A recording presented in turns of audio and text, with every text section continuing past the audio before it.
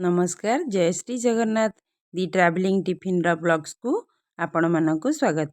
जदि चैनल आपण माने नुआ अछंती प्लीज चैनल को सब्सक्राइब करिवे, लाइक कमेंट शेयर करिवे। आज चलंतु बनेइबा बिना मैदा बिना तेल रे करंजी पिठार रेसिपी।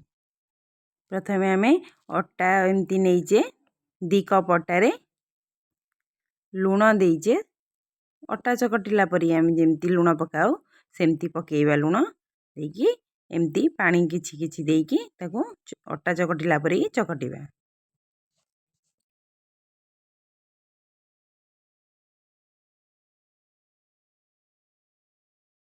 एमती पानिया हैतेले अल्प अल्प अटा पकेकी एमती चकटि नबा।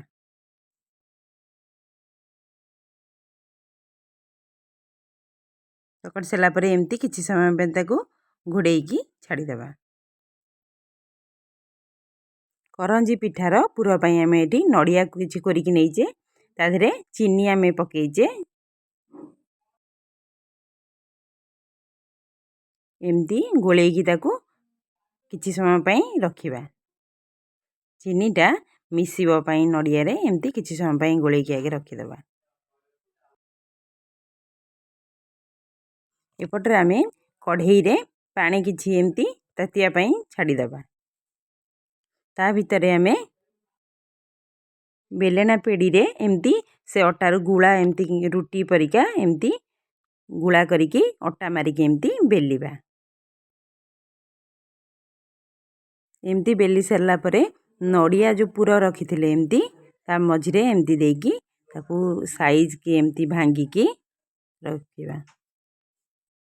एमती दी भांग करिकी ता साइड रे एमती ताकू भला की चापी की ताकू मोड़ी की कुंचु कुंचु टाइप रो करिबा। ए टाइप रो एमती कुंचु कुंचु करी मोड़ीबा।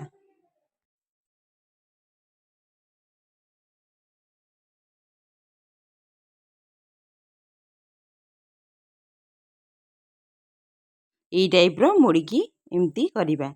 नले न चापिले पिठाटा जो नडिया ता भीतर थाए सेटा बाहर जीवो।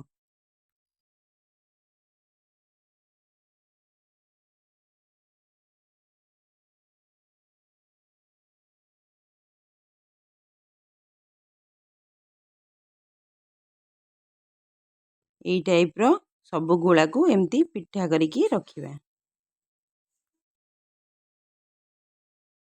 एमती रुटी टाइप रो बेलिकी भी करि परिबा। एमती छोट छोट पूरी टाइप रो भी बेलिकी पिठा करि परिबा। पानी बसैथिले पानी रे अल्प लूण पकेइबा। लूण पकेइकी किछि समय पई फुटिया पई छाड़ी देबा। पानी फुटी साला परे एमती गोटे गोटे पिठा पानी रे दबा।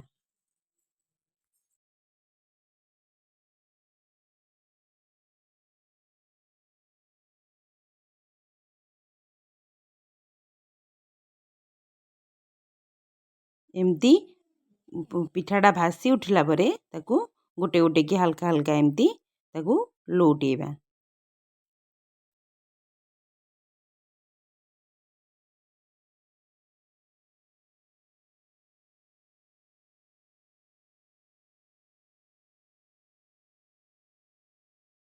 एमती सबू पिठा जाक एमती की बनेइबा। एमती गोटे छणा को एमती छाणी की रखिबा। आमर करंजी हे गला रेडी। एमिति थरे बनेकी खांतु। केमिति लागिला मते कमेंट रे जणांतु। रहिली नमस्कार जय जगन्नाथ।